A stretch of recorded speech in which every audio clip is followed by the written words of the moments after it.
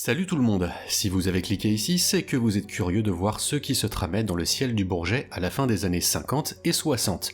Et bonne nouvelle, le salon a vu des choses incroyables, et il y en a sans doute beaucoup que vous ignorez. Petit rappel, on a quitté la vidéo précédente avec un fait. La France aurait pu faire le choix de laisser tomber son industrie aérienne après la guerre, mais elle a pris le pari de l'exigence, a su se montrer pragmatique, elle a abandonné les 1001 concepts différents pour se concentrer sur de réels appareils et de réelles innovations aéronautiques telles que le jean, la caravelle ou l'inverseur de poussée. Mais en pleine guerre froide, la France, avec une industrie à sa taille, va réussir à faire vivre cette vitrine mondiale qu'est le salon du Bourget, à côté de ses concurrents européens, américains et même soviétiques. Nous sommes à une époque où passer le mur du son n'est plus un exploit. 1957-1967, c'est le moment où l'on commence à regarder au-delà de l'horizon visible, et même au-delà du ciel, vers les étoiles. Le 22e salon aéronautique de Paris, en 1957, est un succès éclatant sur le plan national et international. Parmi la douzaine de délégations étrangères, l'URSS fait sensation avec son Tupolev Tu-104, dérivé d'un bombardier. C'est la toute première fois que cet appareil est présenté hors de l'Union soviétique. Les États-Unis tentent d'imposer leur suprématie avec le chasseur F-100 Super Sabre et le bombardier stratégique B-47 Stratojet. Les Américains font aussi le show avec leur C-124 Globemaster, débarquant 10 jeeps équipés. Dans le ciel du Bourget, commencent alors à se dessiner les prémices d'un affrontement Est-Ouest.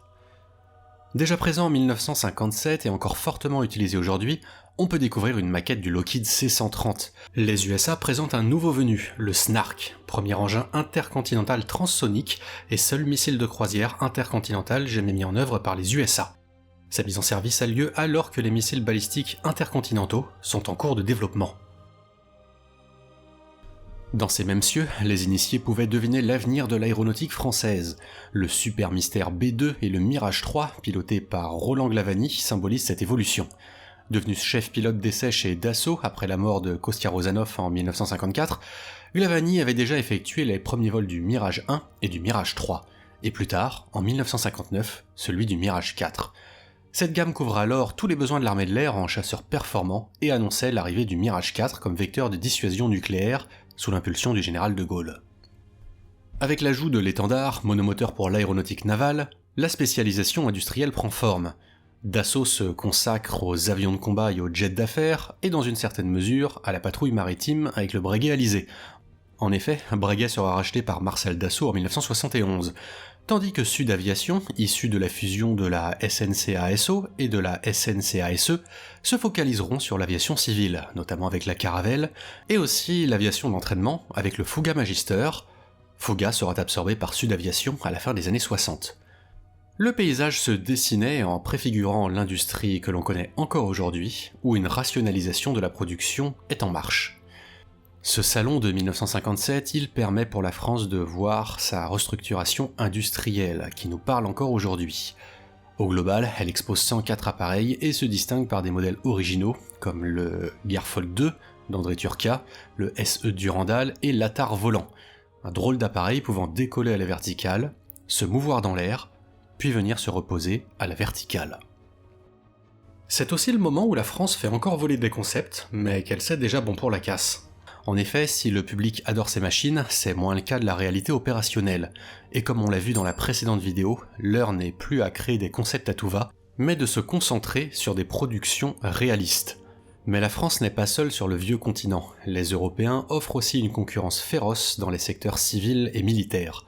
La Grande-Bretagne expose à nouveau son chasseur Hunter, le bombardier bimoteur English Electric Canberra, le Vickers Valiant, l'intercepteur Folangnat, ainsi que le Supermarine Scimitar. Tout comme chez nous, des fusions industrielles se profilent aussi de l'autre côté de la Manche.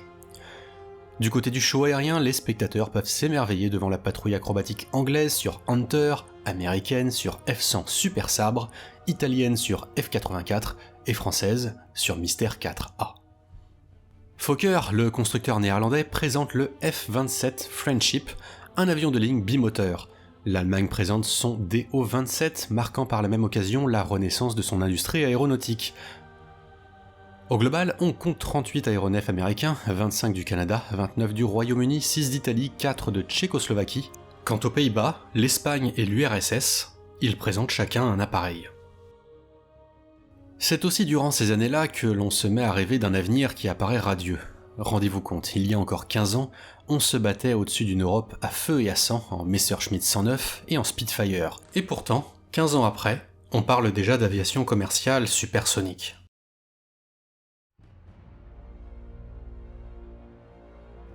Dans l'Aviation Magazine, dédiée à la future édition du Bourget, celle de 1959, on trouve dans la première colonne un article intitulé « Vers l'aviation commerciale à Mach 3 ». Le constructeur Lockheed Aircraft Corporation en est convaincu. Ils peuvent mettre en place un avion de 90 passagers volant à 3500 km/h avant 1965, et on donne même des détails techniques. Une aile trapézoïdale ou delta, des réacteurs en nacelle, jumeaux ou quadruples, un plan canard, de l'acier inoxydable et du titane, etc. Ça devrait commencer à rappeler quelque chose tout ça. Toujours est-il que pour s'imaginer la grandeur de cette édition, je vais tout simplement lire un court passage d'introduction de ce magazine, écrit par Jacques Gambu et Jean Perrard. Ce salon du cinquantenaire fut certainement un des plus chargés que nous ayons connus. Tout y était présenté, depuis l'hélicoptère d'entraînement jusqu'à l'ICBM et à la capsule spatiale, en passant par le quadriplace de tourisme et le cargo le plus lourd du monde. Les titulaires des records mondiaux de toutes les catégories étaient présents et volèrent tous à la grande satisfaction de la grande foule venue au Bourget. Mais c'est aussi une belle période pour l'aviation française. En effet, quelques semaines auparavant, la Caravelle venait d'obtenir son certificat de navigabilité américain, alors que Air France et la SAS recevaient ses premiers appareils. Le 12 juin 1959, le salon ouvre ses portes. C'était il y a 66 ans, et ça y est, l'espace est désormais un terrain militaire. Ce salon du Bourget met en exergue que les affrontements du futur ne se feront plus que sur Terre, sur mer et dans le ciel, mais aussi dans l'espace. Les États-Unis viennent au Bourget pour y réaliser une démonstration de force. On y trouve la fusée Atlas, à la fois civile et militaire, le missile balistique Redstone, conçu par Wernher von Braun, ainsi que la batterie de défense Hawk. C'est intéressant, car la présence de cette pièce montre que désormais, pour intercepter un aéronef agresseur, il existe d'autres moyens que de faire soi-même décoller un avion et son pilote. Mais si les États-Unis font mouche avec leurs fusées, ils n'oublient pas l'aviation traditionnelle et se permettent d'envoyer un message fort aux soviétiques. Ils font décoller leurs nouveaux bombardiers nucléaires et conventionnels Boeing B-52 Stratofortress depuis l'Alaska pour le faire passer au-dessus du Bourget. Par cette démonstration, l'oncle Sam souhaite montrer les capacités de ce bombardier lourd à très long rayon d'action. Bon, l'espace n'est pas l'unique fait des Américains. Au salon, on présente la maquette de Véronique, notre fusée française, porte d'accès aux cieux, qui sera le point de départ très lointain de toute l'aventure Ariane que l'on connaît à ce jour. Le salon voit la visite du président de Gaulle, revenu, ou on dira rappelé aux affaires un an plus tôt. Et alors que le président arpente les allées du salon et qu'il se positionne devant la Caravelle, celui-ci se met à échanger à propos de l'un de ses projets de rêve, une super Caravelle. Il annonce qu'il souhaite que cet appareil soit transatlantique et qu'il soit supersonique. Mais faisons maintenant un rapide tour de l'aviation militaire présente cette année-là.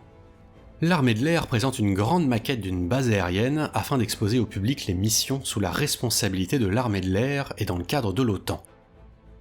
Dans un autre registre, on découvre aussi le Vulcan du F-104, canon de 20 mm, qu'un journaliste compare aux mitrailleuses de la guerre franco-prussienne. Toutefois, remarquons sur cette version du F-104 un canon de 20 mm qui offre la particularité d'avoir plusieurs canons. Cette arme, le Vulcan, n'est pas sans rappeler, et qu'on nous excuse cette comparaison anachronique et irrévérencieuse, les mitrailleuses de la guerre franco-prussienne. Au salon, on découvre des systèmes d'armes avancés, les SS-10 et 11, les lance-roquettes JL-100R et JL-200. Quant à nos bombardiers et avions délivrant la charge nucléaire, les rumeurs vont bon train. En effet, personne n'ignore que notre pays cherche à se doter de la bombe A, ainsi que de sa grande sœur, la bombe à hydrogène. Concernant le moyen de l'envoyer chez un potentiel ennemi, on parle du Mirage 3, des bombardiers Vautour ou même de l'Étendard 4, même si déjà le choix de la raison semble se porter, pour notre pays, vers un petit monoréacteur pouvant opérer à basse altitude sous les radars. L'aéronaval propose aux visiteurs une expérience assez ludique. Par un biais de maquette, elle invite le tout venu à s'installer aux commandes d'un Breguet Alizé, à décoller, puis à revenir effectuer un appontage sur le porte-avions Clémenceau. En effet, le Clemenceau était alors sur le point d'entrer en service, et son jumeau, le Foch, était lui aussi en route et allait bientôt prendre le large. Bon, s'il y a bien une nation qui montre ses muscles ici, ce sont les États-Unis, et l'on peut y voir un début de match USA-URSS. Les soviétiques permettent au public de découvrir l'immense Tu-114, le plus grand et le plus rapide avion à turbopropulseur au monde. Dans le ciel évoluent Sky Blazers, HD-34, Morane Saulnier Épervier, Magister, MH260, le Fokker F-27 Friendship, le Vickers Vanguard, le Cargo Argosy, le Britannia et le IL-18 soviétique. Le Nord-Atlas 2508 fit grande impression en coupant successivement un moteur, puis le second, pour ne voler que grâce à la poussée de 2 petits réacteurs en bout d'aile. Vient ensuite le Do-28, puis la présentation remarquée du Draken suédois, le pilote effectuant un décollage très court.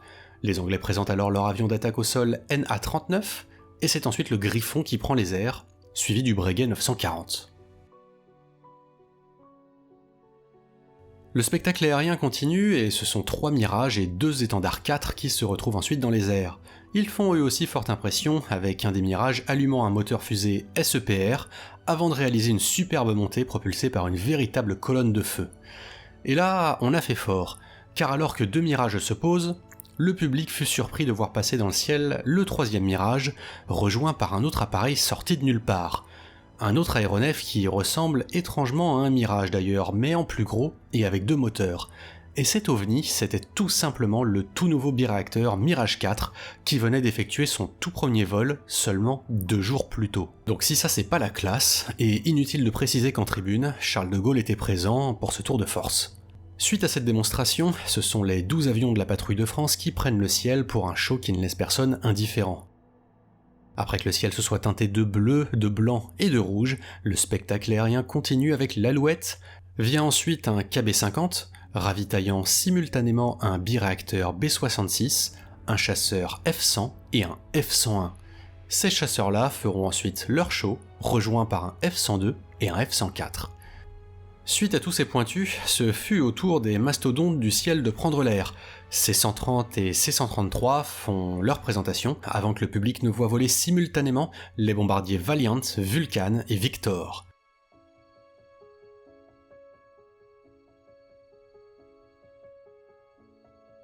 Nos amis anglais font alors décoller leur patrouille de 14 Hawker Hunter, les Black Arrow, célèbres patrouilles de la fin des années 50.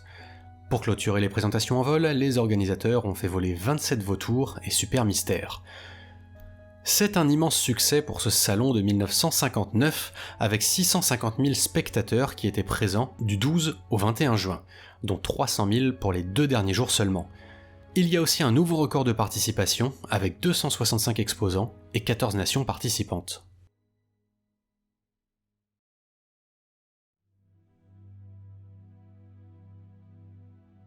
C'est Pierre Messmer, ministre des Armées, qui inaugure cette édition 1961. Cette année, les espaces d'exposition ont encore été agrandis et plus rien n'arrête la croissance folle du salon. 362 exposants et 14 nations participantes. Et comme toujours, les Américains font le show. En effet, ils font décoller pour l'ouverture du salon, depuis l'ouest des États-Unis, un Convair Hustler B-58, bombardier stratégique quadrimoteur supersonique. Et grâce à plusieurs ravitaillements en vol, à vitesse subsonique, le bombardier fera des sauts supersoniques pour le reste de sa croisière, à plus de 1700 km/h, et il arrivera au-dessus du Bourget, après 3 heures et 20 minutes de vol. Toujours du côté des Américains, le public peut découvrir la capsule Mercury, montrant qu'ils prennent la course à l'espace à bras-le-corps. D'ailleurs, quelques semaines auparavant, le 5 mai, Alan Shepard fut le premier Américain à rejoindre l'espace lors d'un vol balistique, dont l'apogée fut à près de 200 km au-dessus du plancher des vaches.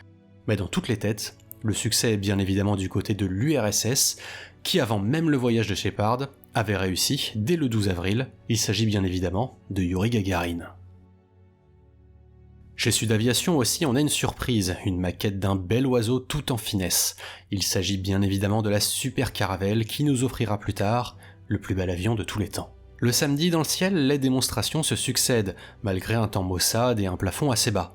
On y voit le Northrop T-38, le Girondin Rotorcycle, le Short SC-1, appareil britannique capable de décoller à la verticale, et avec cette météo, les appareils de haute performance ne peuvent pas évoluer et faire leur démonstration complète.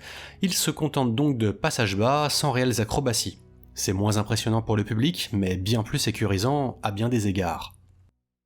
Les spectateurs et les curieux assistent par la même occasion à un show défiant les lois de la physique avec les évolutions d'un drôle de prototype, le Breguet 940, mais on en reparlera pour l'édition suivante.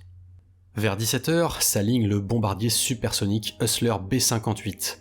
Il décolle dans l'incroyable vacarme de ses 4 turboréacteurs, et alors que l'avion ne devait effectuer qu'un simple passage, le pilote prend l'initiative de réaliser un tonneau avant de grimper comme une flèche dans les nuages. Quelques instants après, le public voit l'appareil ressortir des nuages, nez bas, en piqué et sur le flanc. Il ne faut que quelques instants à l'avion pour entrer en contact avec le sol, ne laissant qu'une imposante boule de feu repartir vers le ciel. Les 3 membres d'équipage, le pilote Elmer Murphy, le radariste David Dickenson et le navigateur Eugene Moses, sont tués sur le coup, laissant derrière eux des familles endeuillées. Il s'agit du premier accident mortel lors du Salon du Bourget. Bien évidemment, cet accident ébranlera l'image de l'US Air Force, et le commandant en chef des opérations de cette unité sera traduit en cour martiale et tenu pour responsable. Le dimanche, 200 000 personnes se rendirent encore au Bourget pour assister au festival aérien de clôture. Cette édition s'achève donc dans la tristesse et dans la peine, et malheureusement, comme bien souvent dans l'aviation, les nuages ont encore tué.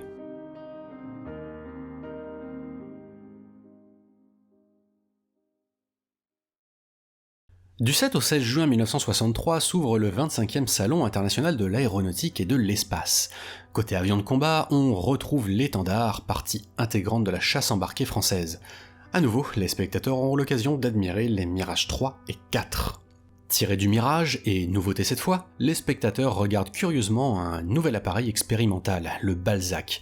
Sa particularité, il décolle verticalement. Le Balzac possède des réacteurs pour le vol rectiligne et un autre dédié pour le décollage et l'atterrissage vertical.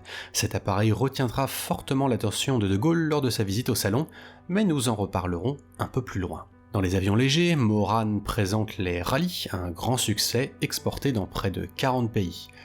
On voit aussi le Marquis, un bimoteur d'affaires. Si l'on a un peu plus de moyens, les riches personnes et entreprises peuvent découvrir le Mystère 20, alliant luxe et confort à près de 900 km/h. Autre appareil, le Handley Page avec sa cabine surélevée, l'avion d'entraînement Aermacchi MB326, le Canadair CL41R, l'Augusta Bell 47G et le 204B, ainsi que le A4N Skyhawk. On retrouve par ailleurs le Handley Page Victor B2, le Vulcan, les F-106 et 105. Au rendez-vous, le Potez 840 se présente comme un appareil court et moyen courrier, transportant jusqu'à 24 passagers. Sa sécurité est mise en avant, l'appareil pouvant voler qu'avec 2 moteurs, s'il le faut.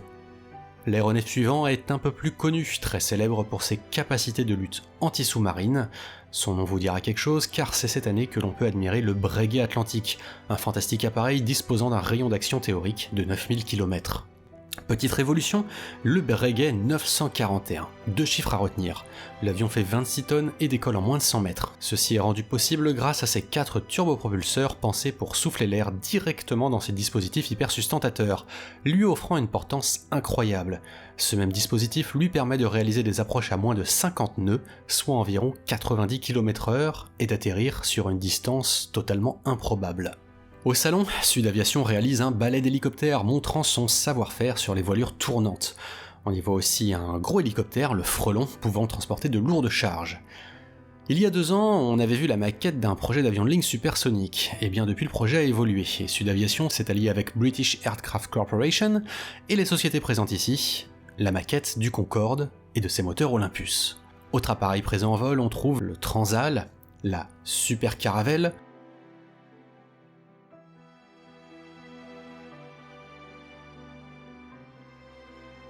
on voit aussi le Lightning, la Patrouille de France, le Vigilante américain. Un accident viendra légèrement perturber les présentations en vol lorsqu'un Hawker Siddeley viendra s'endommager lors de l'atterrissage. Cet aéronef est un prototype de chasseur bombardier capable d'utiliser la poussée vectorielle pour réaliser des décollages et atterrissages verticaux. Le président de la République, le général de Gaulle, se rend bien évidemment sur le salon et passe un certain temps autour de la fusée Diamant, exposée au pavillon spatial français. Cette fusée fera de la France la 3e puissance spatiale, après l'URSS et les États-Unis, capable de placer des satellites en orbite. De Gaulle rendra aussi visite au stand de la NASA, où la capsule Mercury lui sera présentée par des astronautes américains. Il prend aussi le temps d'aller à la rencontre du Balzac, le démonstrateur VTOL, dont on a parlé un peu avant. L'objectif de l'avion est relativement simple. Dans le cadre d'une guerre ouverte avec le pacte de Varsovie, et si les pistes de décollage venaient à être détruites, un appareil comme le Balzac pourrait quand même prendre l'air et aller y réaliser ses missions de combat. Les Anglais proposeront plus tard une sorte d'alternative, dotée d'une technologie différente, qui deviendra le très célèbre Harrier. Un dernier appareil retient l'attention du président, sous la forme d'une maquette présentée par Sud Aviation, celle de l'hélicoptère Puma.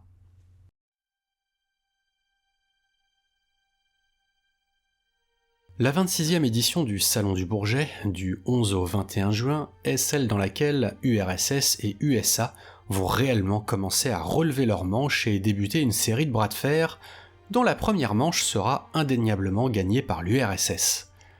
Côté américain, le C-141 Starlifter s'impose en tant que transport militaire stratégique et tactique. Cependant, un accident vient rapidement casser la machine américaine lorsque le 15 juin, un B-58 Hustler loupe son approche, se pose beaucoup trop court, rebondit et vient brutalement toucher la piste. Le choc est si important que l'appareil se casse en plusieurs morceaux. Le pilote décède des suites de l'accident, alors que le reste de l'équipage, gravement blessé, est emmené à l'hôpital en hélicoptère. Il s'agit du 2e accident mortel de l'histoire du salon.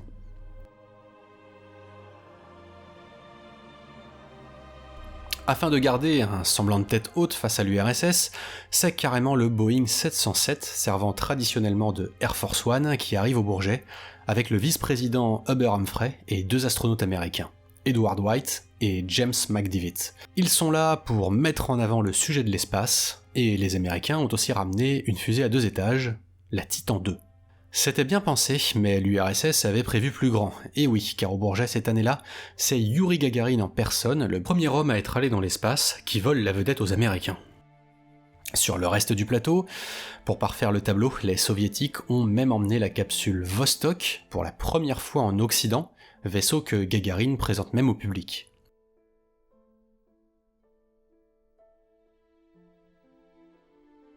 Pour l'URSS, c'est aussi un festival d'immenses appareils que peut admirer la foule. On y trouve l'hélicoptère grue Mi-10, engin titanesque qui semble défier les lois de la gravité, avec sa masse totale au décollage pouvant atteindre les 43 tonnes et ses immenses pales de plus de 17 mètres, tellement grandes qu'elles retombent presque jusqu'au sol. Lors de sa démonstration, l'hélicoptère se permet le luxe de soulever un véritable bus.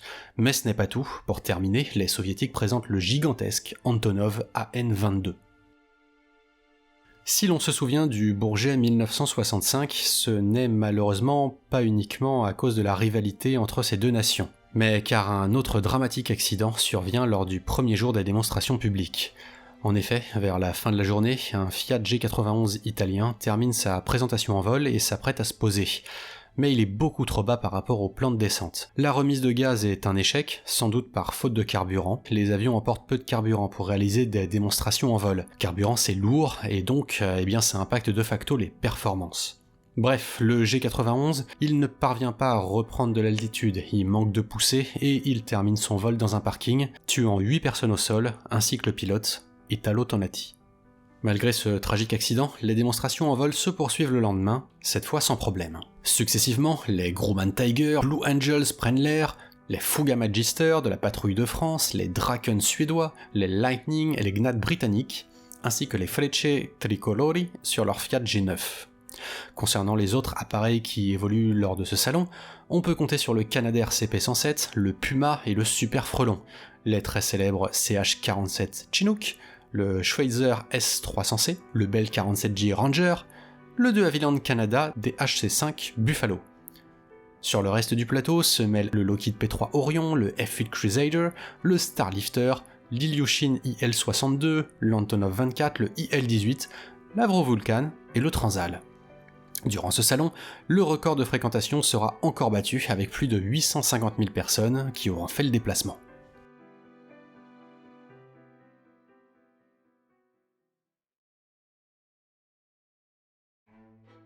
L'édition du Bourget 1967 évolue un peu par rapport aux années précédentes. En effet, si avant cette date les vols de démonstration prenaient place les 2 derniers jours, ils auront maintenant aussi lieu le reste de la semaine. Néanmoins, avec un nombre bien limité d'avions. C'est aussi une date anniversaire, car 40 ans auparavant, Charles Lindbergh avait réussi l'exploit de relier l'Amérique du Nord à l'Europe lors de la première traversée réussie de l'Atlantique. Pour fêter l'événement, les Américains font venir au salon une réplique du célèbre Spirit of St. Louis grâce à un Starlifter. Côté appareil, l'oncle Sam dévoile toute une panoplie marquée d'innovation, comme le Grumman F-111 équipé d'ailes à géométrie variable, ainsi que le très impressionnant Ling Temco Voke XC142A, un quadrimoteur à ailes basculantes. Et alors que nous sommes en pleine course vers la Lune, les Américains font aussi venir au Bourget les fusées Atlas et Titan, ainsi que la capsule Apollo. C'est sur ce terrain-là que répliquent les Soviétiques, et encore une fois ils y vont fort. Les Américains, on le sait, ont toujours communiqué sur leur programme spatial et aiment le mettre en avant, alors que les Soviétiques ont une politique bien plus opaque sur le sujet et excellent dans la culture du secret. Le peu de choses que l'on sait des lanceurs et des vaisseaux soviétiques vient généralement des agences et des médias d'État comme TASS, la Pravda, et est encore scruté par les petites mains du Kremlin avant toute publication. Mais en 1967, les Soviétiques reçoivent une invitation pour exposer leur matériel spatial au salon. Ils sont d'abord réticents, puis ils font le choix inverse. Ils veulent éblouir le monde entier et présenter quelque chose d'unique, quelque chose qui n'a jamais été vu en dehors du RSS, et qui même là-bas ne court pas vraiment les rues. Nous sommes alors quelques semaines avant le début du salon, et un avion cargo quitte l'Union soviétique pour venir se poser à Rouen, à une centaine de kilomètres du Bourget. De cet avion cargo sont extirpées de grandes caisses qui prennent la direction du Bourget. C'est alors que, sur les préparatifs du salon, les soviétiques se mettent à construire rien de moins que la fusée Vostok, pièce majeure de l'histoire de la conquête spatiale. C'est elle qui a amené les premiers humains dans l'espace, et qui a aussi lancé Spoutnik. La présence de cette fusée au Bourget avant même l'ouverture du salon amène nombreux curieux à se presser vers l'aéroport pour observer sa construction. L'effet est immédiat, et d'ailleurs, les premières images de la fusée ne seront même pas dans les journaux soviétiques, mais dans ceux des États-Unis.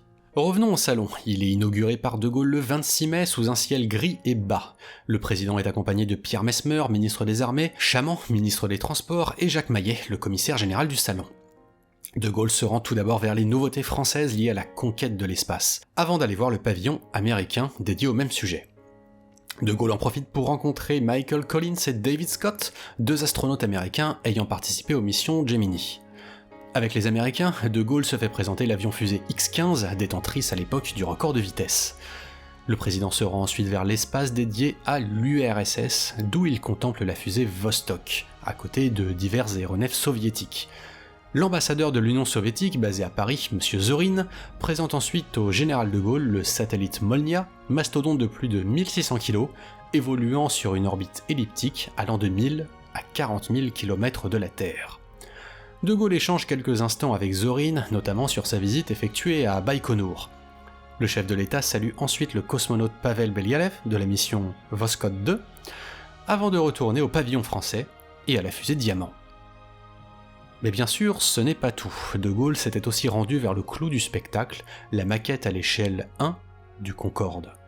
S'il ne s'agit que d'une maquette, les spectateurs de ce salon ont pu néanmoins avoir un aperçu de la puissance de ses moteurs, les fameux Olympus 593. En effet, les Britanniques avaient monté ce moteur sur un Avro Vulcan qui fit une démonstration en vol. Côté aéronef, Dassault présente le Mirage 5, avec devant l'appareil toute une panoplie de bombes, de roquettes et d'autres armements variés. Le Mirage 5, c'est un modèle tiré du Mirage 3E, il s'agit d'un appareil d'attaque au sol par Botan, qui évoluera par la suite en avion multirôle. À la base, c'est Israël qui avait commandé cet appareil spécifiquement, et Dassault devait le fabriquer pour lui en livrer une 50aine d'exemplaires. Cependant, suite à l'attaque de l'aéroport de Beyrouth en 68 par un commando israélien, un embargo sur les armes sera décrété, et les avions, initialement prévus pour Israël, rejoindront l'armée de l'air française. Au salon, les démonstrations en vol se poursuivent devant 400 000 personnes, et tout le monde semble ravi. Pour le moment, seul un incident est venu perturber l'ambiance quand un Mirage 5 a eu un souci de train avant. Heureusement, plus de peur que de mal, le pilote est indemne, et la casse seulement matérielle. Nous sommes dimanche, la fin de la journée approche, et après le passage de plusieurs patrouilles étrangères, c'est au tour de la patrouille de France de s'élancer pour son show aérien. Les figures s'enchaînent, et alors que les appareils piquent vers le sol pour un éclatement tricolore, Le Fouga le plus bas s'approche très dangereusement de celui-ci et le heurte. Il se met à glisser sur l'herbe avant d'exploser en une boule de feu. Ce terrible accident emporte la vie du capitaine Dutoit, 31 ans, et père de 2 enfants. C'est avec cet événement tragique que s'achève le 27e Salon international de l'aéronautique et de l'espace. J'espère que cette vidéo retraçant les années 57 jusqu'à 67 vous aura plu. J'ai pas pu être exhaustif sur l'ensemble des appareils présents à chaque fois pour chaque édition parce qu'il y a énormément de redites et énormément d'appareils. Cependant, j'ai essayé de présenter les plus marquants. Moi je vous donne rendez-vous très bientôt pour la suite de l'histoire de ce rendez-vous aéronautique exceptionnel.